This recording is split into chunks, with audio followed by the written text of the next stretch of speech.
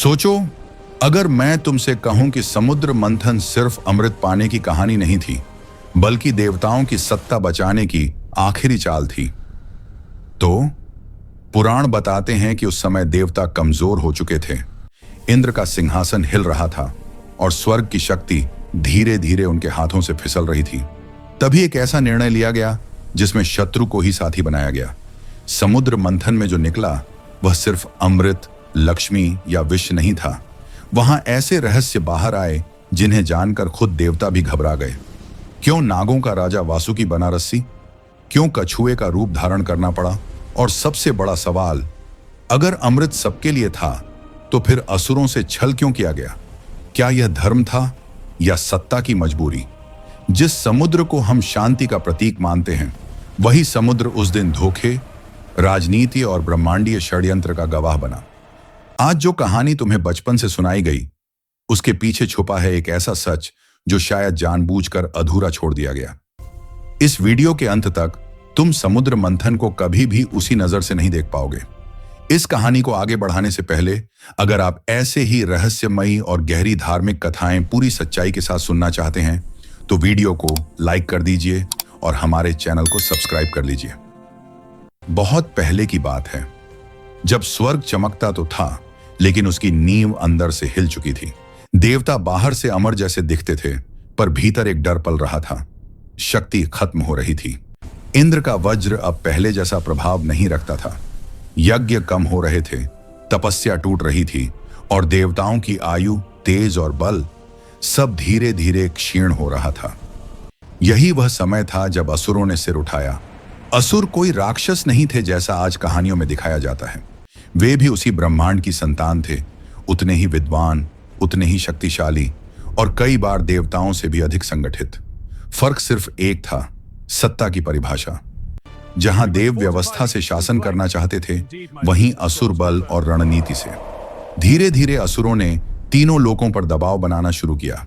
स्वर्ग अब सुरक्षित नहीं रहा। देवताओं की सभाओं में एक ही प्रश्न गूंजता था, क्या हम सच में अमर हैं?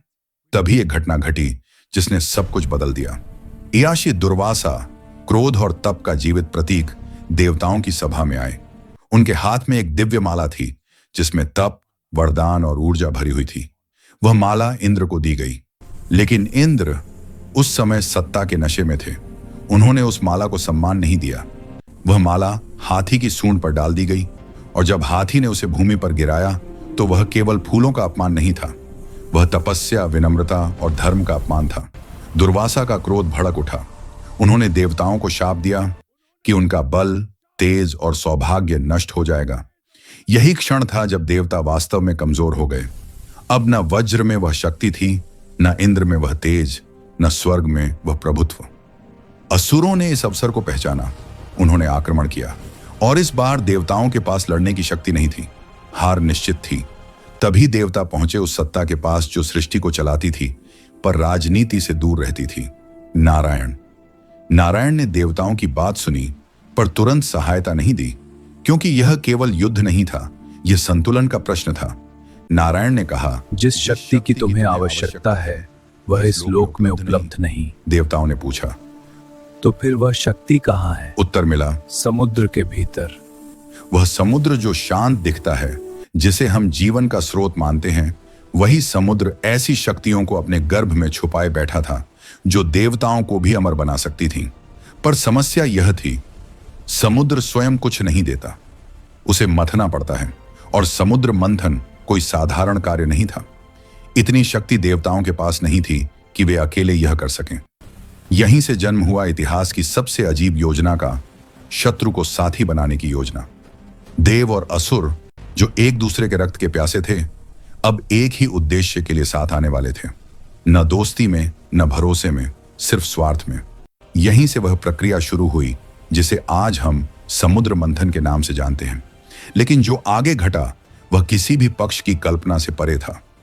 जब वासुकी को रस्सी बनाया गया और मंदराचल को समुद्र के मध्य स्थापित किया गया, तब किसी को यह अंदाजा नहीं था कि समुद्र सिर्फ वस्तुएं नहीं उगलेगा, वह सत्ता, लोभ और भय को भी बाहर ले आएगा।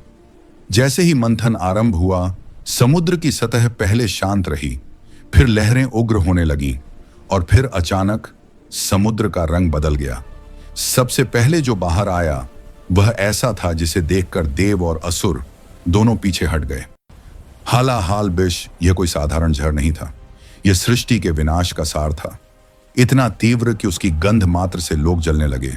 देव घबरा गए, असुर डर गए, कोई इसे छूने को तैयार नहीं था।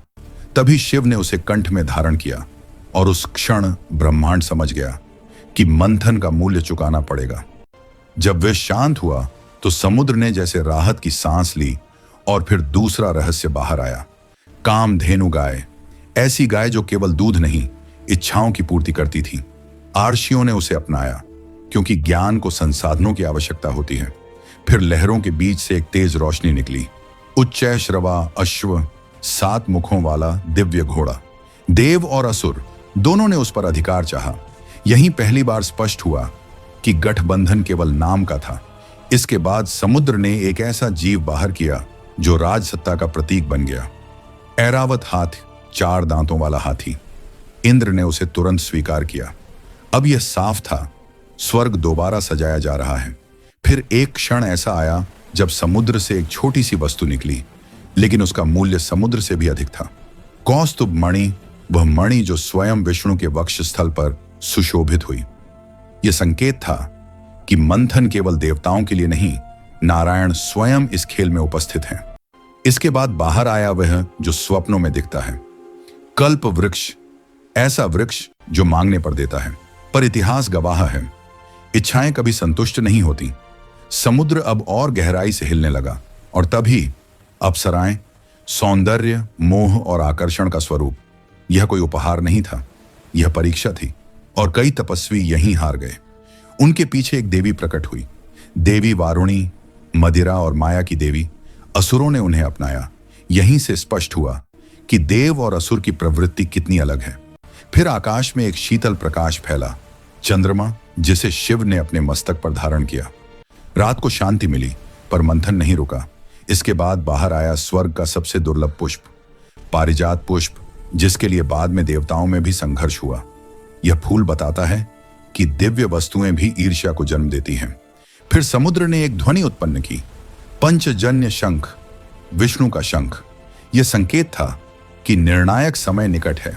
लहरें तेज हुईं और तभी धन्वंतरी हाथ में कलश लिए आयुर्वेद के जनक प्रकट हुए।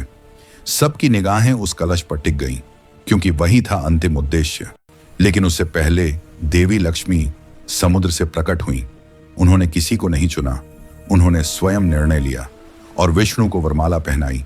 यहीं असुर समझ गए, खेल अब उनके पक्ष में नहीं है। अंततः जिसके लिए यह सब हुआ, अमृत। लेकिन अमृत का प्रकट होना कहानी का अंत नहीं था, वह सबसे बड़ा मोड़ था। क्योंकि अब प्रश्न यह नहीं था कि अमृत निकला या नहीं, प्रश्न यह था कि उसे पिएगा कौन।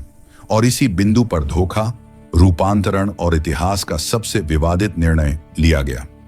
यहां तक कि कथा ने अगर आपको महादेव की शक्ति और त्याग का एहसास कराया है तो नीचे कमेंट में हर हर महादेव अवश्य लिखिए। और ऐसे ही गूढ़ धार्मिक रहस्यों से जुड़े रहने के लिए वीडियो को लाइक कीजिए और हमारे चैनल को सब्सक्राइब कर लीजिए। जैसे ही धन्वंतरी के हाथ में अमृत का कलश दिखा, मंथन रुक गया, लेकिन लालच जाग गया।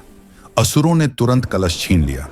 उनकी आंखों में अब कोई समझौता नहीं था, उनका तर्क सीधा था, हमने उतना ही परिश्रम किया है तो अमृत पर अधिकार भी हमारा है। देवताओं के पास न शक्ति थी, न संख्या, न ही साहस कि वे युद्ध कर सकें। यही वह क्षण था जब नारायण ने समझ लिया, अगर अभी संतुलन नहीं साधा गया तो सृष्टि एक तरफा हो जाएगी। तभी ब्रह्मांड ने एक ऐसा रूप देखा जो पहले कभी नहीं देखा गया था। न पुरुष, न स्त्री, मोहिनी। सौंदर्य ऐसा कि विचार ठहर जाए, आवाज ऐसी कि संदेह पिघल जाए। असुरों ने मोहिनी को देखा और अपनी ही विजय भूल गए।